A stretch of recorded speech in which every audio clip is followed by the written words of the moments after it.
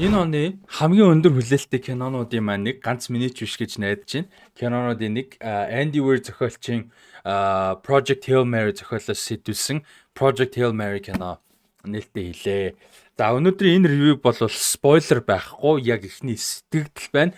Тэгээ энэ бичлэг хангалттай хандлт аваад хүмүүс бас сонирхолтой байх юм бол дараа 7 хоног ч юм уу дахиж үзэж хагаад яг номтой харьцуулсан спойлер видео хий гэж бол бодож байна. За ер нь бол урт хугацаанд бодож исэн видеоны төрлийн видео байгаа. Би бас өмнө нь найз өдөг штэ зулаа гэдтэй нөгөө Dune болон өөр хэд хэдэн номно Стивен Кингийн номнуудын номуудыг кинотой харьцуулсан юм бичлэгүүд битээр хийж ирсэн. Тэгээд хоорондоо ярилцчихсан нэг санаануудын нэг нь ном кино хоёрыг харьцуулсан, юу нь өөрчлөгдсөн, яагаад, юу нь илүү байсан, юу нь дутуу байсан гэдэг ч юм уу ял шийдвэр зүг байсан тийм цуврал контентийг бол гоё маань гэж зүгээр ярьж ирсэн. Гэхдээ одоогийн байдлаар бол бүтээгөө байгаад байна. Тэгээд юуг бол Project Hail Mary-гийн дараагийн бичлэгийг бол тийм стилээр хийж болж байна. Гэхдээ энэ бичлэг хэр явахаас бас хамаарна гэж бол бодож байна. За тэгээд ревю. За ревюуд бол ямар ч үсэн эхний ээлжинд хүлээлт бол миний хувьд маш өндөр байсан. Project Hail Mary-гийн хувьд бол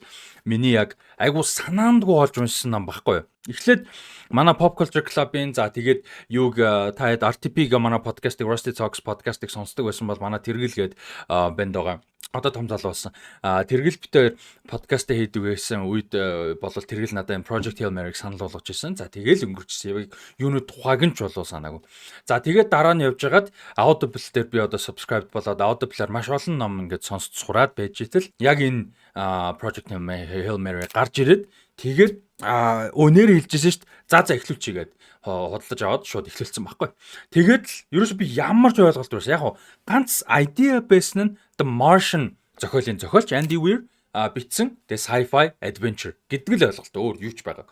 Тэгээд миний хувьд тэгж бүр харанхуй орсон болохоор ядчаа тэрэн дээр нэмээд яг Audible аудионы өмнө сайтын стриминг хүү сайт хүү app хүү тэр платформ дээр байдаг яг Project Hail Mary-гийн хувилбарын narration үнэхээр гоё. Маш гоё. Ray Porter гэж маш мундаг хүн юу яасан байдаг. Уншилтын гэх үү юу гэх narration-ыг хийсэн байдаг. Тэр бол бүр ингээд юм айгүй гоё өгүүлэмж өгүүлэх тайлбар өгүүлэлт за өгүүлийг хийсэн байдаг. Өгүүлэг ярьчих. Өгүүлийг хийсэн байдаг. Маш гоё эмоцтой, айгүй гоё мэдрэмжтэй. Үнэхээр гоё. Маш гоё. Тэгээд юунаас хойш Project Hail Mary-гаас хойш бас шинэ ном ингэж амар гоё excited болгож ингэж гоё мэдрэмж өгсөн бас ховор. Тэгээд дараа нь бол яг энэ хэвлэлээр нь би бодолдож аваад энэ хэвлэлээр нь бараг л дууссан да 95-6% нь орсон бах. Нэг chapter үлдсэн үгүй. Тэгээ угаасаа аудио сонссон байсан учраас бүтэн уншичаад арай дуусгаагүй. Тэгээд орчихсон байсан. Дараа нь аудиогоор нэг бүтэн сонссон. Яг одоо би киногоо үзэхээс өмнө нэг бүтэн сонсчихъя гэж сонсож байгаад одоо нэг 2 цаг орчим л аудио дутуу үлдсэн байгаа. Ерөнхийдөө дуусж байгаа гэсэн үг. Тэгээ хэрнийг дуусчих 3 дахь нь болох юм.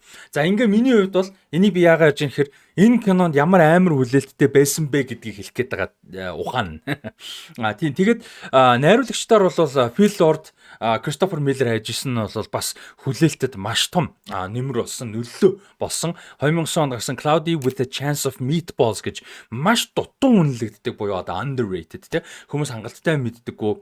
Ялангуяа одоо ингээ баг арай 20-хгүй 17 жилийн өмнө гарсан энэ анимашн бол маш сайн анимашн. Би андуураг бол өргөөд гарч исэн яагаад ч санагдаад байгаа. Гэхдээ би тэр худлаа яаж магадгүй шүү. Би өрөөд санагдаад байна. Гэхдээ андуурд яаж магадгүй.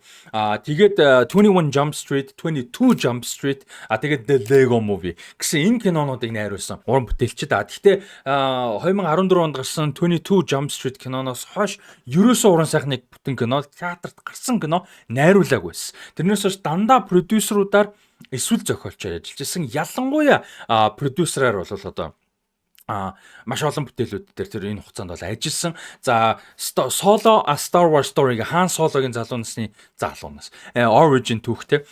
Тэр киног бол анх энэ өөр найруулж ирсэн. Тэгээд зураг авалтын дундор Disney халаад байсан. За тэгээд тэрнээс өөрөөр бол ерөөсөн юм найруулаагүй. За энэ хоёрын оролцсон том бүтээл гэх юм бол хамгийн 22 Jump Street-ээс хойш маш чухал ролтой оролцсон бүтээл бол Spider-Man Into the Spider-Verse, Spider-Man Across the Spider-Verse. Энэ хоёр дээр хоёулаа продюсер ажилласан. Phil Lord ганцаараа Into the Spider-Verse дээр ганцаараа зохиолч орно. Хамт нөгөө зохиолчтойгоо ажилласан. Across the Spider-Verse дээр энэ хоёр хоёулаа зохиолчор орж ажилласан. Тэгэхээр энэ хоёр бол одоо ямар мундаг одоо продюсер, зохиолч, найруулагч, уран бүтээлчтэй гэдгийг зүгээр карьераас нь харагдаж байгаа. За тэгээд зохиолч бол миний орчин цагийн кино урлагийн телевизийн хамгийн дуртай ялангуяа юуны киноны хамгийн дуртай одоо юунуудын зохиолчдын нэг байгаа. Cloverfield-ийг бичижсэн. За тэрийг бол тэнгэрт би бүр яг үзчихсэн. Монголд хамгийн гоё орчуулсан гэж боддог кинонуудын маань нэг байгаа. Cloverfield-ийг тэр үед сүйтгэгч гэж орчуулж исэн. Би тийг санаж ин буруу андруг бол сүйтгэгч гэж орчуулсан байсан. Сүйтгэгч гэсэн чинь нэг бурууч юм шиг. Тиймэрхүү утгатай юм байсан юм а. Сүйтгэгч баха. Ямар ч тиймэрхүү утгаар агуугаа орчуулсан байсан. Cloverfield гэдэг чинь өөрөө дутхгүй те. Тэгээд тэнгист үсгэд бол гоё байсан. За Cabin in the Woods бол миний амар хайртай кинонуудын нэг. Drew Goddard өөрөө найруулсан, бас зохиолын бичсэн. World War Z одоо номноос нь сэдвүүчсэн. За энэ кино бол надад таалагддаг. Гэхдээ номны фэнүүд бол дургүй байдгийн байлээ. Энэ номыг бол наа бараг нэг юмны адапташн биш ээ тий. Бараг тэнгэр газар шиг өөр юм болгоцсон байна. Сүнсийг аваа ийцэн байна гэж шүмжилдэг. За дараа нь дахиад номны сэдвсэн буюу The Martian Ridley Scott найруулсан. Drew Goddard тэр одоо Andy Weir зохиолчийн номыг бол сэтвлэж бичсэн. За тэгээд Bad Times at the El Royale гэж киног бол зохиолын өөрөө бичээд өөрөө продюсер ажиллаад өөрөө найруулсан. Миний бас айгүй дуртай кинонуудын нэг Chris Hemsworth-ийн маш гоё жүжиглэлт, Dakota Johnson-ы гоё жүжиглэлт, Cynthia Erivo, Jeff Bridges, Kelly Spain-ы одоо болчиход байгаа. Lewis Pullman одоо бас Lewis Pullman-ы одоо юунд тоглоод Thunderbolts тоглоод нэлээд одоо Avengers Doomsday тоглож. Ер нь ингээд айгүй гоё юм жүжигчдийн бүрэлдэхүүнтэй касттай одоо юм триллер комедийн чашимтай юм зөвүүн хөнгөн уур амьсгалтай өнгөлөг ганцхан газар үйл явдал болж байгаа комедитэй триллер. Комеди кино биш шүү. Гэхдээ комедик юм та. Их зөвүүн кино. Ингээд ийм бүтээлүүд дээр бол ажил яг юу талаасаа бол яг уран сайхны кино талаас. За цуврал дээр бол та зөндөө сонсч байсан баг. Buffy the Vampire Slayer, Angel, Alias, Lost. За тэгээд Netflix-ийн Daredevil, The Good Place, The Defenders Netflix Marvel-тай байсан. За тэгээ High Potential одоо гарч байгаа. Ийм болон дандаа бүгдээрээ өндөр үнэлэгдэжсэн. Эсвэл за бүгдээрээ биш юм аа хэсэг хугацаанд хэсэг зурн одоо маш сайн өндөр үнэлэгддэг ийм бүтээлүүдээр ажиллаж исэн. Drew Goddard зохиолчор нь ажилласан. За ингээд энэ project дээр бол маш олон продюсерүүд байгаа нэмээд тэгээ гол продюсеруудын нэг бол мэдээж Ryan Gosling өөрөө энэ project дээр Ryan Gosling өөрөө нэмж оролцоод бүр өөрөөсөө тодорхой хэмжээний мөнгө гаргаад одоо эрхийг авах штэ. Дэлгэцэн бүтээл болгох эрхийг нь бол аавна гэж байдаг. Тэгээ тэр эрхийг авах process дунд хин Ryan Gosling өөрөө оролцоод явсан юм байлээ. Andy Weir-тэй эхний уулзалтуудад хүртэл оролцоо явсан ийм project байгаа. За зураглаачаар одоо Dune Moon-ы зураглаачаар ажиллаж исэн Оскарын шагналт санагдаж байна. Craig Fraser гэж одоо гайхалтай юм зураглаачдын Dune 1-ээр Оскарын шагнал хүртсэн юм мундаг зураглаач ажилласан. The Batman дээр ажилласан, The Creator дээр ажилласан, Dune Part 2 дээр ажилласан, Rogue One-ы гайхалтай зураг авалтыг хийсэн, Zero Dark Thirty дээр ажилласан гэдэг юм супер зураглаач. За ингээд хайптай байх бүх нөхцөл бүрдсэн. Тэр Ryan Gosling, Ryland Grace-ийн дүр тоглосон. Ингээд би та яадаг албаар контекстүүдийг өгж байгаа шүү. Тэрийг зөв ойлгоорой. За тэгээд production буюу production гэхээсээ илүү юуныг distribution дээр бол тэг хөрөнгө оруулалт дээр Amazon MGM Studios ажилласан. За энэ бас нэлээд том одоо юм юу байсан? Хөдөлгөөн байсан энэ компани. Юу вэ гэхээр 2023 онд бол одоо MGM Holdings компаниг Amazon худалдаж авсан. Одоо бид нар мэддэг Amazon шүү дээ, тий. MGM болон Metro-Goldwyn-Mayer бол одоо хуучны оригинал 6 одоо том студийн нэг гэж бол явдаг байсан. За тэгээд энийг бол одоо Amazon худалдаж авсан. За энэс хойш Amazon юуг худалдаж MGM-ийг худалдаж авснаас хойш хамгийн том төсөвтэй хамгийн том одоо зорж хийж байгаа хөдөлгөөн хийж байгаа кинонд болж байгаа. За энэ хугацаанд нэг л том кино гарсан. Би андуураг байх гэж бодож чинь цаг хугацааны хувьд No Time to Die Bond-ийн кино энэ хугацаанд бол гарсан санагдаж байна. Гэхдээ project юу нь бол хөгжүүлэлт нь аль дээр энэ дийл болохоос өмнө хөдөлсөн байсан байж магадгүй. За иймэрхүү том контексттэй кино руу орж байгаа маа. Daniel Pemberton хөгжим бичсэн шүү нэрээ. Daniel Pemberton-ийн хувьд бол Spider-Man Across the Spider-Verse-ийн галзуу хөгжмийг бичсэн. Оскар бас нэр дэвшээгүй. Энэ жилийн Hans Zimmer гэдэг шиг. Тэр бас жоохон тийм асуудалтай байсан.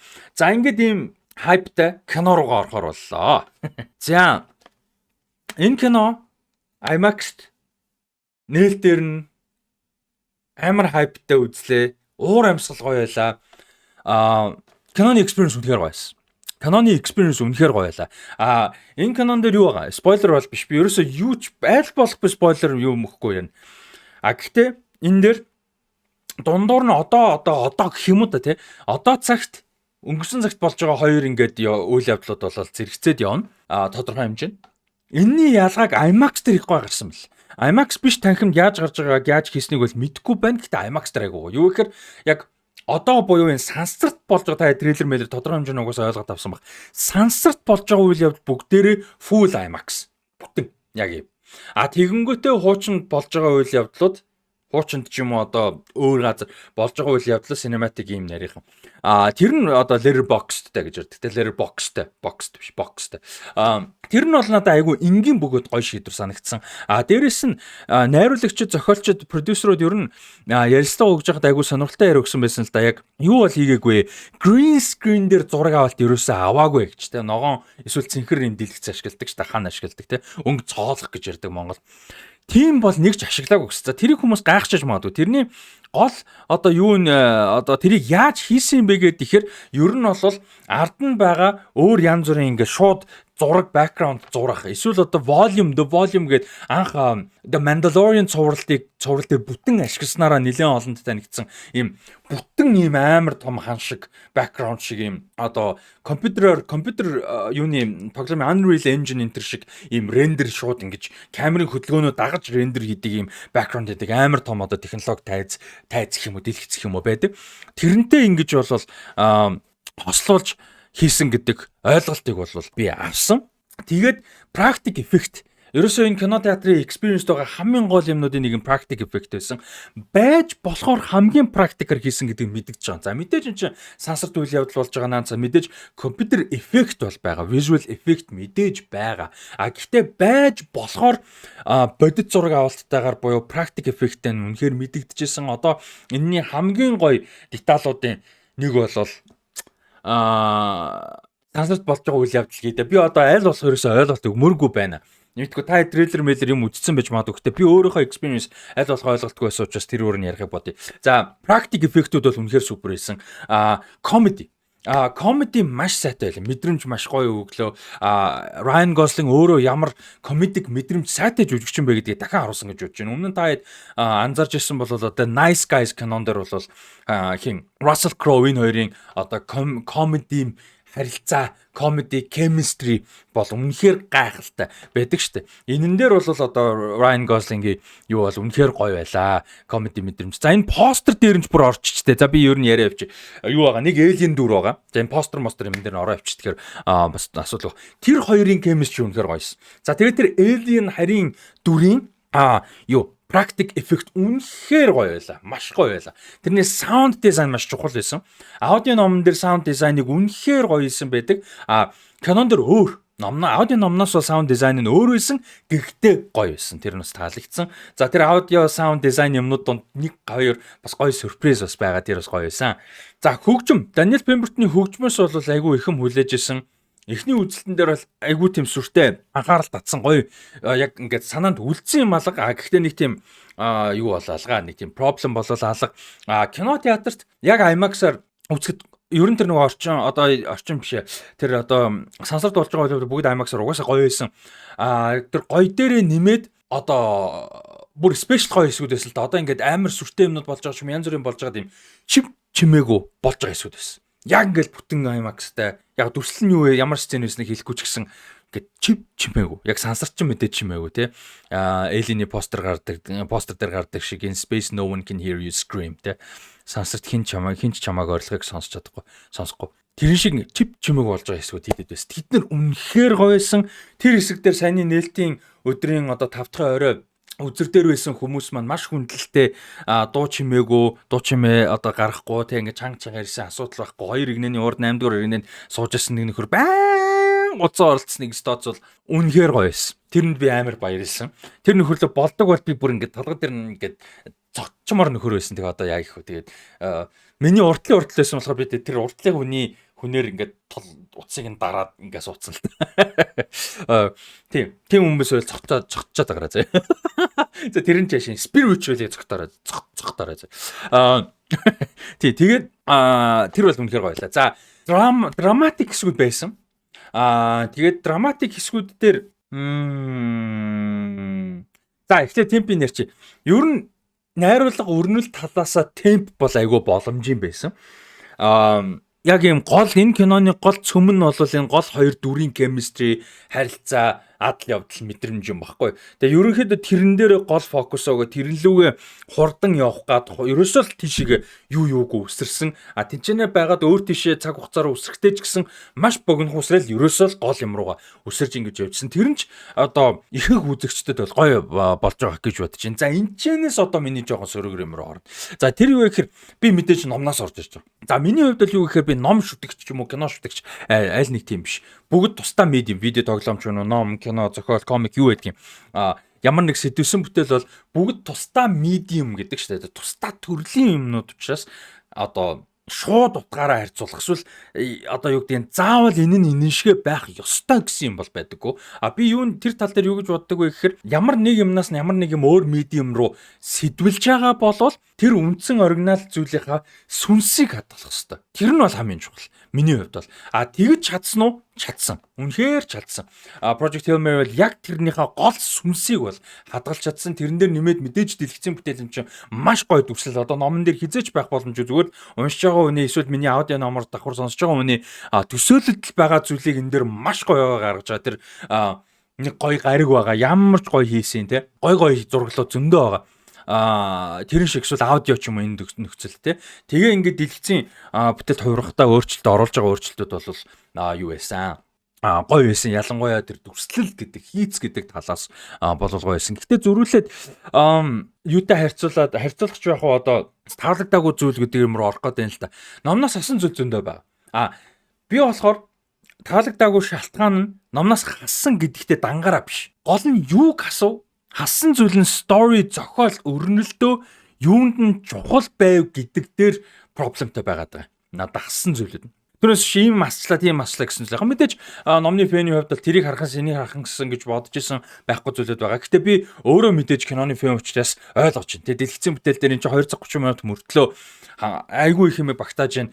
Дэлгэцэн бүтээл дээр уран сайхны кинон дэр бүх зүйлийг багтаах боломжгүй хитрхээ нөрчлөхгүй одоо юу гэдэг нь айгүй олон зүйл байгаа мэдээж ойлгож байгаа. Гэхдээ кино байсан ч багтаах ёстой. Киноны түрүүн сүнс нь үнэхээр одоо гоё байсан гэсэн шүү дээ. Гэхдээ тэрийг илүү дэлгэрүүлж өгөх байсан. Тэрийг илүү нэмж өгөх байсан. Ийм зүйлүүд байсан. Ялангуяа энэ киноныхоо зохиол, өрнөл, шинжлэх ухаан, эрдэмтэн судлаачд гэдэг талаас ялангуяа шинжлэх ухаан талаас нь илүү гоё аим оруулж өгөх байсан зүйлүүдийг бол нэгдүгээр тассан, хоёрдугаар маш багасгасан байсан нь бол надад жоохон сул санагдсан. Гэхдээ одоо юу штэ энэ хоёр бол баг аудио ном ч гэсэн ер нь бол аудио ном энэ хоёр яг мэдээж арай ойрхон. Гэхдээ энэ хоёр ч гэсэн тусдаа амьтаа хоёр юм байхгүй тий.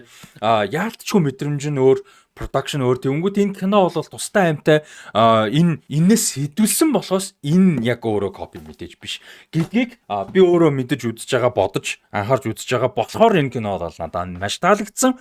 Гэхдээ түрүү хэлсэн хасан зүйлүүдээс яалтчгүй орох хэрэгтэй байсан зүйл байгаа бол санагцсан. Тэгээд надад нэг сонирхолтой зүйл байна л да. Энэ киног үзчихэд ялангуяа номыг уншаагүй хүмүүс байл үзээд ямар санагдсан бэ? Ямар мэдрэмж төрсөн бэ? Зохиол, өрнөл, деталь талаас, өрнөж байгаа темп талаас ямар санагдсан бэ? Та хэд санал сэтгэлээ хуваалцаар ямар нэг юм спойлдохгүйгээр шүү. Энэ өнөөдрийн энэ бичлэгийн comment section хэдүүлээ спойлергүй байв. Спойлертай бичих юм бол шууд remove хийгээ явж шүү. Бам бичсэн зүгээр remove хийгээ явж шүү. Тэрийг ойлгоорой. Тэгээд хандлт тэгээд ялангуяа те engagement буюу одоо comment их байгаад ингээд ингэх юм бол дараагийн бичлэгийг харьцуулж хийхийг бодё дараа 7 хоногт үзээд тийм байна. Тэгээд маш гоё experience байла. Кино тустай гоё байла. Би тэгээд энэ дээр бас бас нөгөө талаас бодлоо л да. Тустай амьтаа гэж мэдж байгаа мөртлөө хитрхи бас ингээд ном ялангуяа би одоо сая сонсоо явж байгаа ганц 2 цаг дутуугаа гэсэн шүү дээ. Тэгээд ороод ирсэн бас жоохон буруудсан юм шиг санагдлаа бас. Ягаад тэгэхээр тэгээгүй орж ирсэн бол жоохон мартгинжаагаа орж ирсэн бол яг илүү кино гэдэг талаас нь яг заавал нөгөө номны адапташн гэхгүйгээр үзэхөөс юм болов уу гэж бас бодож байна. Тэгээд ер нь адапташн гэдэг чинь айгүй ярвхтай сэдв ч тий хэрүүл уруул болгодог одоо Game of Thrones нүд юм уу Last of Us нүд юм юу байдیں۔ Айгүй олон зүйл дээр юм болгодог. Тэгээд энэ дээр бол яг хуу тийм юу байгаасаа гэж бол хүсэхгүй байна. Гэхдээ өөрчлөлтүүд байгаа тэрийг гоё тухтай ярилцах боломж олдно гэж бол бодож байна. Тэгээд Spirit-ийг хадгалсан гэдэг нь зөвхөн тэр хоёрын chemistry бас биш шүү. Ер нь бол Spirit нь яг 100% хадгалаагүй. Бас яг ингээ бодохоор бас нэг жоохон дутуу юм байгаа. Гэхдээ ер нь гол зүйл нь юу гэхээр optimism, hope баггүй. Тэгээ тэр бол хадгалагдсан байгаа. Им эрэг байх, итгэл найдар төрүүлэх, итгэл найдартай байх гэдгийг бол бас тодорхой хэмжээнд харуулж бол чадсан. Гэхдээ үдчихэд яг ингээ мэдрэмж гоёсон мөртлөө гарч ирээл ингээл энэ номноос юу өөрөөсөн янз ингээл битээр ингээл яриад байжлаа. Тэгэл ярих тусам тэгээ би бодох тусам яалтчгүй номноос өөрчилсөн зүйлүүдийг илүү анзаарж байгаа. Тэр нь бол бүгд проблем биш. Гэхдээ тэр өөрчилсөн зүйлүүдийг анзаарах тусам тэднэр дундаас одоо өөрчилсөн нь энэ кинондоо сөрөг нөлөөсөн зүйлүүд нэлээд бодогдсон. Ер нь бол гэхдээ бас би юу яаж болохгүй. Орхигдуулж болохгүй. Яг кинонд зориулж нэмсэн номноос өөрчилсөн зүйлүүд таалагдсан зүйл байсан шүү. Нэг каракатсэн. Тэр бол яг энэ киноны хувилбартаа бол маш гоё таарсан бөгөөд гоё сцен байсан. Нэлээд төгсгөл рүү нэг хоёр бас нэмсэн зүйлүүд байсан. Тэд нар бол надад бас ер нь санаа нь таалагдсан. Тийм болохоор төгсөлч гэсэн нэг гүйцэтгэл байгаа. Тэр бас надад таалагдсан. Тийм зүйлүүд байсан болохоор бас яг би ингээд хитрхи сөрөг зүйл дээр нь олон төлөрж байгаа юм шиг бас санагдахгүй гэж бодож байна. Тийм. Тэгээд шинжлэх ухааны талын юмнуудыг нь хитрхи өнгөцгөн явчуудаа гэж бодогдсон доо. Яг би өөрөө шинжлэх ухааны мундаг мэдлэг янз бүрийн мэдээж байхгүй да наазах байхгүй хаач байхгүй шүү дээ яг үүнд. Гэхдээ номны зүгээр мэдрэмжийн агуу гол хэсэг нь тэр байдаг. Тэгээд тэр ер нь баг байхгүй байсан да. Тэгээд тэр нь бас яалтч юу нөө сүнсийн 100% хадгалаагүй гэдэг мэдрэмжид нөлөөлөл байгаа. Тийм. Гэхдээ кино театрын гоё experience, blockbuster талаасаа гоё experience талаасаа гоё найз нөхөд хамаатаас гэр бүл бүгдээрээ хинтээж үзэхэд амар friendly, айгүй гоё өгтлээ инээн сэтгэл хөдлөж чадна, нүд бишрүүлнэ, бүр хоо гэд ингээд үзэх боломжтой. Тэр талаас үнэхээр супер байсан. Тийм ч учраас энэ дээр бол өндөр үнэлгээтэй байгаад байгаа шүү. Миний ихэнх асуудал юмнууд бол яг дандаа зохиол талаас.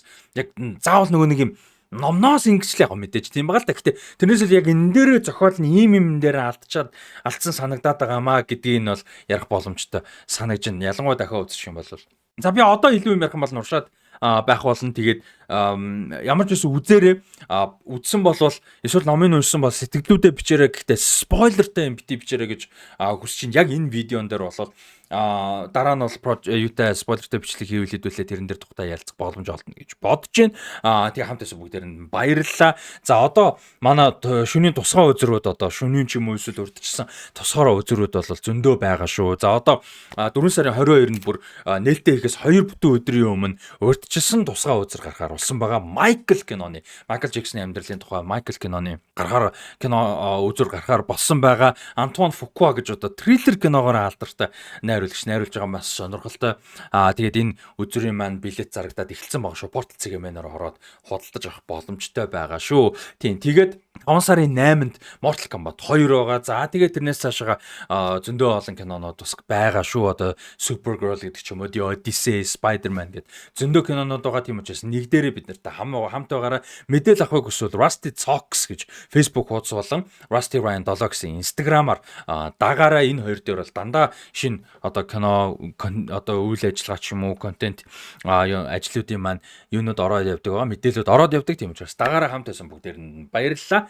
Тэгээд дараагийн бичлэгээр уулзтлаа. Баярлалаа.